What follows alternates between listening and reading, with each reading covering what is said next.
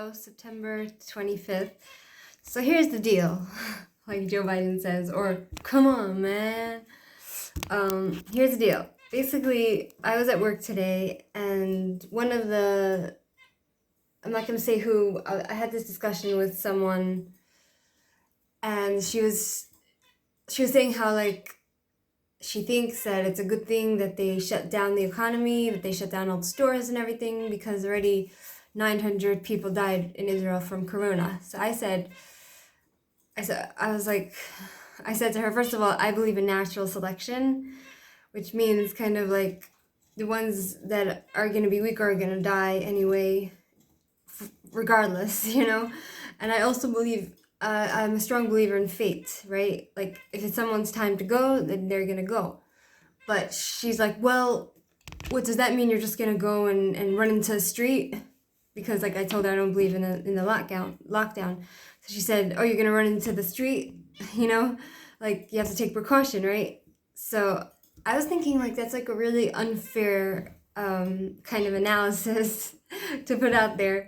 Because, first of all, in a country of over 6 million people, you know, you only have, okay, I understand every person's life counts, but you only have 900 deaths, right? So if you compare it to the amount of people that are living in the country, it's relative, you know? It's not a lot, really. In the past, since Corona started, in January, I think it was, 900 people have died in the whole of Israel, you know?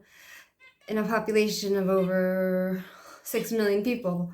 So that's not a lot. And besides, you know, like, I was speaking to a lot of people that, you know, Israelis, and they're suffering. Even the money that they're getting from the unemployment from the government is not enough money to cover for rent and for food. And people are just getting fed up. Nobody wants to do it anymore, because I believe at this point, it's criminal. It's really criminal what they're doing with the lockdown. Besides, I also think it's ridiculous about in America that they're locking everything down, because yearly there could be 80,000 people dying from the flu in America. So, and there's no shutdown. Anyhow, done with that. Basically, remember, my light was broken, right? So I contacted the real estate agent again to send a guy again, and he sent like this religious young man to fix the light, and he had like magic hands. He knew how to fix it. He just checked, he's found the problem, and he showed me the wires were disconnected, and then he connected it, and bam, it was working. So the light is not like completely fixed, but at least I have light. You know, I'm not sitting in the dark, so that's nice. I think he has magic hands. I told the real estate agent, I said, tell him thank you, and you know, you should tell him he has magic hands. He really knows. I hope he's very successful, because he's just really pleasant and really, really amazing at what he does. And so, you know, you have all these people in America that they don't really understand, they don't know, I think they just don't know basic history. They don't know anything about history. They don't read books. Not that I read so many books, but I'm trying to educate myself on different things. And, you know, I grew up in a family where we have my great uncle and my grandfather. Their father was killed in front of them when they were children, in front of them by the communists viciously. They like gouged out his eyes and cut out his tongue, and God knows what else. They tortured him in front of his family because he was a wealthy man. So the communists, they came and took away all of his money. And basically, like, my father's from the former Soviet Union, and, you know, he was interrogated by the KGB, and anyone living there in communism, anyone that lives in those countries, they understand they're not going to vote for Biden or the leftists, because the leftists are the communists of today. They're the Marxists. They're the ones that want communism and socialism in America, you know, and people that came from those countries of communism, they came to America to get away from communism. So I want to recommend a movie for all the uneducated people. It's called Dr. Zhivago. It's made in Dr. Zhivago. It's made in the year of, it's based off the book of from 1957 by a man. He wrote it.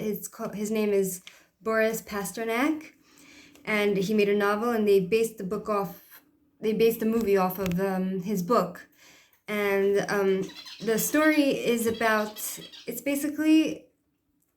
in Russia, based off in Russia, between the years before World War I and the Russian Civil War of 1918 to 1922.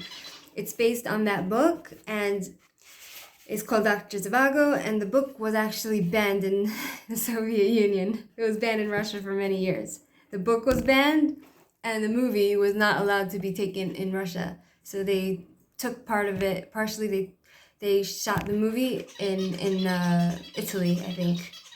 And the main it focuses on the Civil War, which brought on communism.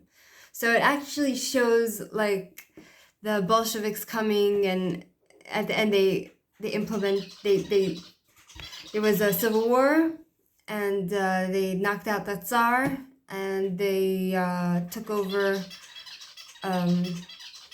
Russia, and they made communism.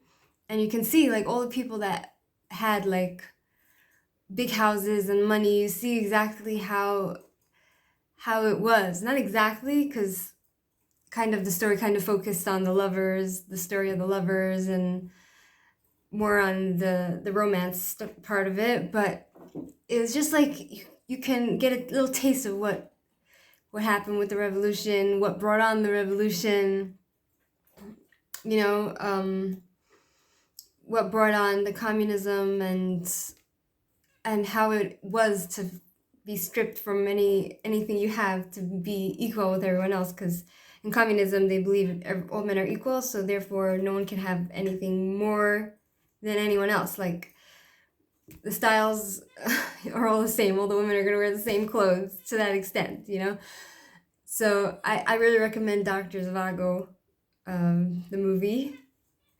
And for any of those people that, you know, like I feel like these old movies are just classic, and they're so well made, and it's interesting, and it's a romance, so people would like it, you know. And what else did I want to say? Sukkot is coming, and today I actually thought it was Sukkot, but then I went to work and they told me it's not. I had brought 2 candles because my mother told me to light a candle. I have a brother that died, like, his name was Pinchas Dovber. He died like 30 years ago. I'm 31. He was a year younger than me. He died from sudden infant death syndrome. So he died Erev Sukkot, on the eve of Sukkot. So my mother told me I should light a candle on Erev Sukkot in his memory. And I thought it was today. And I go to work and my workers are like, it's not Sukkot. I'm like, it's not Sukkot? They're like, no, you don't see what's going on outside? I said, yeah, there's sukkahs everywhere. Sukkahs are the booth. In case you don't know, Jewish people, they celebrate in like a box, a booth, you know, made of wood. And I said, yeah, but they're building the sukkah outside. And they said, no, it's next week, because this week it's going to be Yom Kippur, and then after it's going to be Sukkot. And yeah, so that's the story for now. Jacinda, you want to say hi, everyone? Jacinda, come here. You want to see my cat?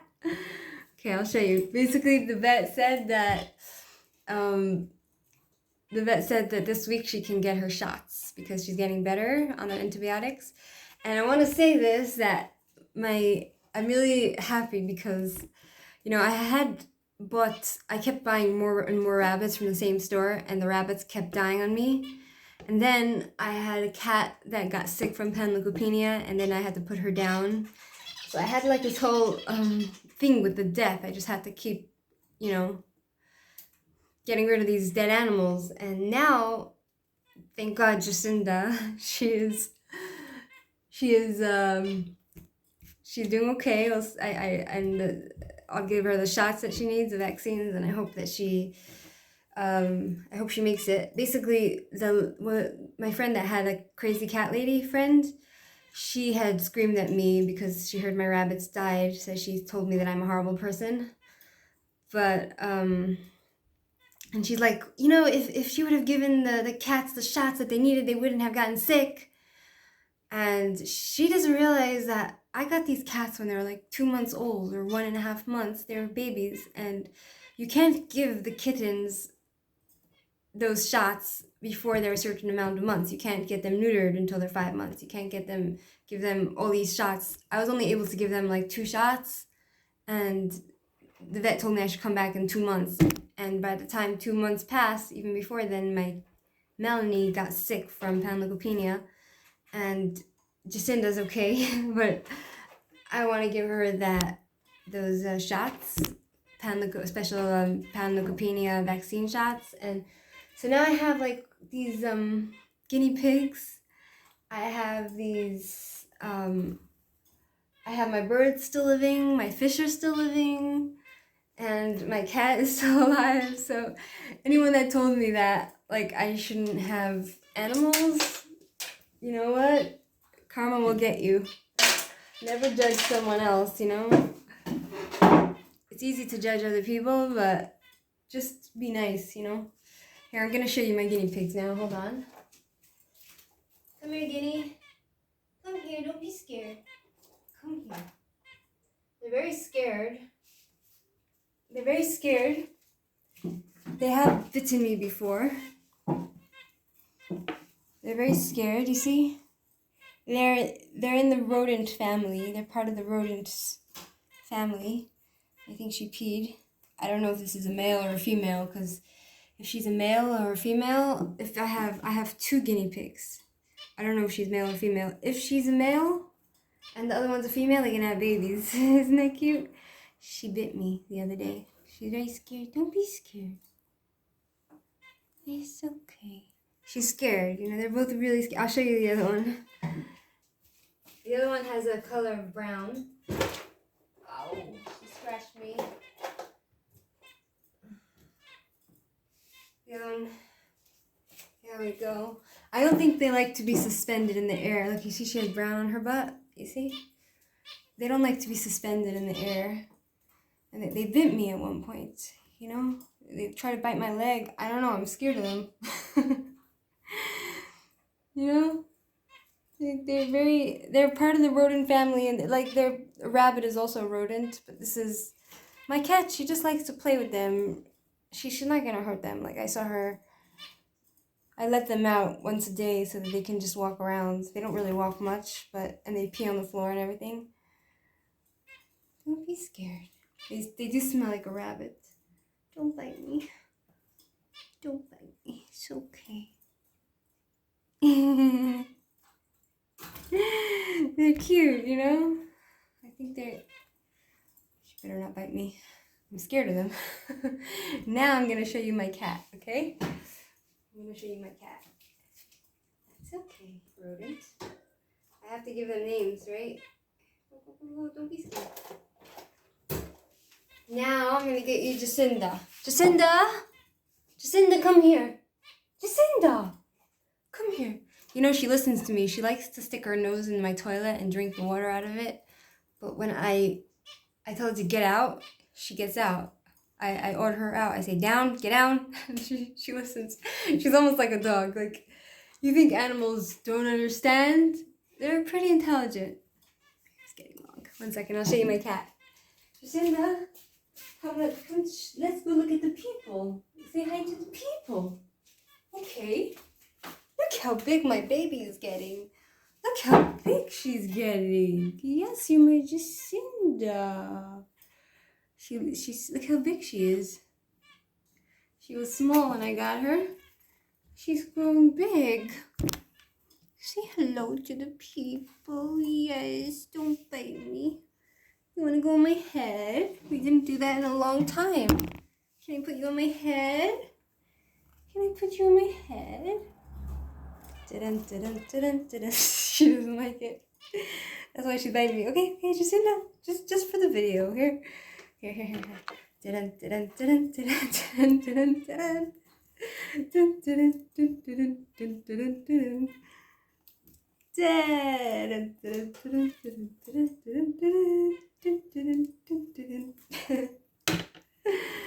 Okay, fine. Goodbye, everyone.